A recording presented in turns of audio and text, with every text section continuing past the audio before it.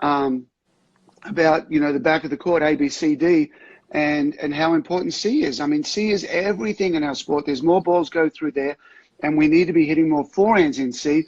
I worked with Novak for 3 years. He's got, the world's best backhand, and we just didn't care. Just don't care. It's irrelevant because the forehand is simply a bigger weapon. You can upgrade double and freeze. The upgrade is you're going to hit many more winners than a backhand. Even the runaround forehand in the ad court, you're going to hit more winners than the normal forehand. Double, you can target now the juice in the ad court and attack both. And freezes, you pause the opponent. So, I don't do hardly any coaching anymore except one 12-year-old boy here in Austin, and we work on that every day.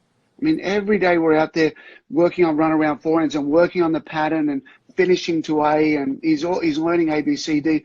So, he's going to have 4 years of experience of all of these patterns that are a direct copy and paste from Roger, Rafa, and Novak. And by the time he gets to 16, he's going to really, really understand pro patterns because he's been doing it at his level. His feet won't be as fast. His racket won't be as fast. It's okay. We're all good with that.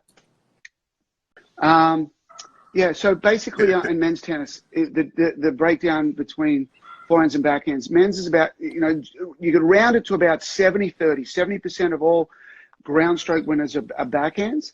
70% of all baseline winners are forehands. I'm watching Katie, and I'm still having flashbacks to getting out of bed early and taking her running. So men's is about 70% forehand winners, 30%. The women are about 63, 64.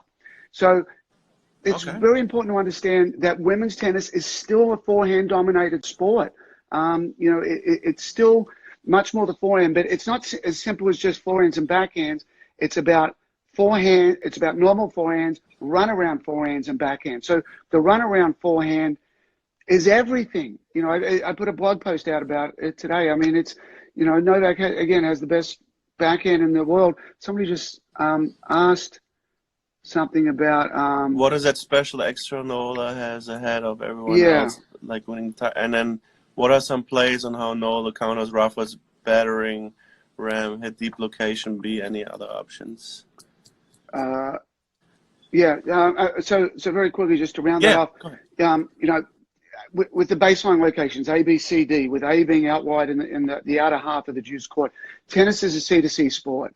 So you're going to be standing in C the most. And the reason players go to C is they want to minimize the risk, but they want your backhand. So they go to that outer edge of C, which I call C plus, the inner side minus, outer side plus. So, if the ball's going there all the time and the opponent's trying to get it to your backhand, run around and hit it as a forehand. Now you can take it down the line to A. You can go cross court to D. You can hit it any way you want.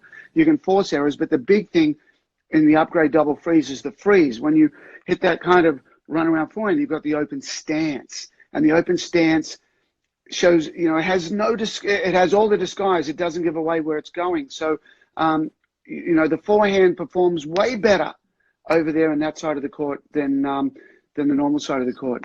What do the stats say about clay court services? So I have a course on my website called Dirtballer, and it has every clay court analytic you'd ever want. And I did a direct head-to-head, 2016, 2017, and 2018, Roland Garros versus US Open. Mm-hmm. There were more, in those 3 years combined, head-to-head, there were more 0-4 rallies at Roland Garros. There were more 9+ rallies in New York. So our idea that clay court tennis is about much longer points is completely false. Our idea that grinding is all about clay court tennis is completely false. The ball will interact with clay differently. It'll take more spin, and how your foot interacts is different. But it's just a myth. And Rafa, I did an analysis of Rafa in 23 clay court matches. He went 21-2. He had a higher win percentage in single-digit rallies of 1 through 9 than he did in double-digit rallies of 10+. So until question everything, which is what I do. And it's like, clay is longer. Well, okay, let me look. Let me see if it is. So, a lot of you guys that are over in Europe, you know, dirt ball is your course, and you can arm yourself, you can be a better coach, you can charge more money, you can run a better academy, and just be a better tennis professional by using the numbers in today's game, and that's what I specialize in. We need to be doing more serving and returning because it's that important. I mean, the number one rally length in our sport is won because of a missed return. It's about 30% of all points. So I have the proof, I have the PDFs, I have the specific analytics that we as coaches can arm ourselves with the truth. And then we pass that truth onto the parents and we pass it onto the players, and they look at it and go, now I get it.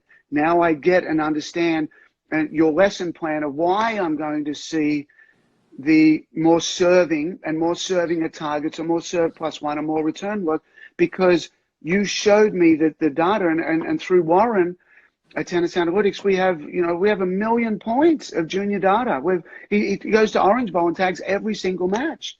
So, you know, it's just, we don't have to guess anymore. Novak returns a lot to the middle, right? Can you say something about, like, when, you know, like when I tell my kids to return to the middle, a lot of times they're like, why do I hit the ball in the middle? And then you explain, obviously, but like the return to the middle is a weapon. It's phenomenal. Return to the middle is phenomenal. It's the number one place we should all be returning. Now, with a lot of opponents, we will distinguish, should you return middle to B or middle to C, and sometimes it doesn't matter. You know, sometimes you get a guy with a big backswing on a forehand that you can really rush. So you'll return more to that side.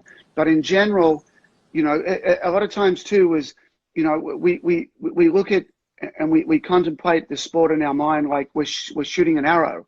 You know, you get the arrow and you shoot the arrow, and we look at it as like, well, what happened? But it's the boomerang effect that's way more important. So if you return down the middle of the court, not only do you take away the guy's angle to initially attack you, not only do you make the person have to move away, but it will typically rebound down the middle. So, you know, hitting a return quite often, you know, you're not on offense. But if you can hit a return and be standing in the middle of the court hitting a forehand, how great is that? Yeah, you're in charge of the point. You can be immediately in charge. So, you know, you've got that factor in. But, you know, almost always with Novak, you know, I don't remember in 3 years having a primary pattern of returning wider to one side or another. It was primary to the middle, and then you can open up the sides a little bit. And when you start opening the sides, go more line than go cross court. You know, it's a little bit easier to attack. Quick question about adult league tennis. What is your best advice for their practices? Coach Busby, adult league. I mean, you've got a bunch of players on a court. Again, you know, the first thing that fires in my head is, what are their challenges in a match? What do they do well in a match? You know, the practice court can be organized from derivatives of the match court. Let the match court be the driver. Let the practice court just be cut up versions of the match court. So, you know, whatever they're working on is in a match court, whatever you see, you know, hopefully you're tagging. Soon we're going to have available the same match analytics for adult league players and junior players as we do for the pros. So, again, let the match court drive that.